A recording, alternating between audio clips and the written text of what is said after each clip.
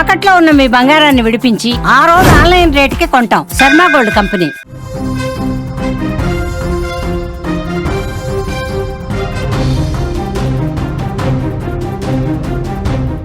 తెలంగాణకు వర్ష సూచన కనిపిస్తుంది. కాసేపట్లో హైదరాబాద్ లో వర్షం పడే ఛాన్స్ ఉందని కూడా వాతావరణ శాఖ చెప్తుంది. భారీ వర్షం కురుస్తుందని కూడా అంచనా వేస్తున్నారు. పలు జిల్లాలకు వర్ష సూచన. అలాగే తెలంగాణకు వాతావరణ శాఖ వర్ష సూచన చేసింది. కాసేపట్లో పలు జిల్లాలో వర్షం పడుతుందని కూడా చెప్తోంది.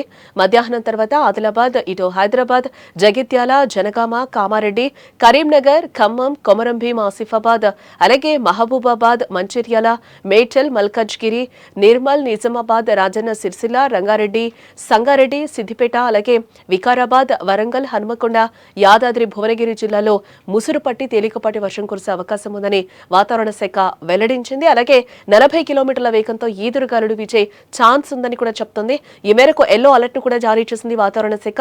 రాజధాని నగరం హైదరాబాద్ లో కూడా బుధవారం వర్ష సూచనలు ఉన్నాయని కూడా హెచ్చరించింది వాతావరణ శాఖ. ఉదయం, మధ్యాహ్నం పొడి వాతావరణమే ఉంటుందని, సాయంత్రం సమయంలో వర్షం మొదలయ్యే అవకాశాలు ఉంటాయని కూడా చెప్తోంది. అలాగే మధ్యాహ్నం 3 గంటల తర్వాత వాతావరణం ఒక్కసారిగా మారిపోయి క్యుములోనింబస్ మేఘాలు ఏర్పడి కుంభవృష్టి కురిసే ఛాన్స్ ఉందని కూడా వాతావరణ శాఖ అధికారులు చెప్తున్నారు. సెప్టెంబర్ నెలంతా ఉష్ణోగ్రతలు ఎక్కువగా నమోదు కావడంతో పాటు వర్షపాతం కూడా అధికంగా నమోదయ్యే అవకాశాలు ఉన్నాయని కూడా వాతావరణ శాఖ అధికారులు అంచనా వేస్తున్న పరిస్థితులు అయితే మనకిప్పుడు కనిపిస్తున్నాయి.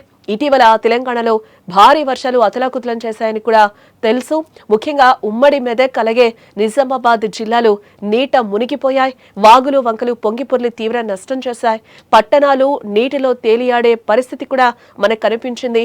ఇల్లు కూడా చాలా వరకు మునిగిపోయిన పరిస్థితులు కనిపించాయి. రోడ్లు తెగిపోయి రాకపోకలకు తీవ్ర ఇబ్బందులు కూడా ఎదురయ్యాయి. ఇప్పుడిప్పుడే పరిస్థితులు చక్కదిద్దుకుంటూ ఉన్నాయి. ఈ అనుభవాలను దృష్టిలో పెట్టుకుని పలు జిల్లాలకు వర్ష సూచనల నేపథ్యంలో అధికారులు అప్రమత్తమై ముందస్తు ఏర్పాట్లను అయితే చేస్తున్నారు. ప్రజలకు అలర్ట్స్ కూడా జారీ చేస్తున్నారు. చాలా జాగ్రత్తగా ఉండాల్సిన అవసరమని కూడా అధికారులు చెప్తున్నారు.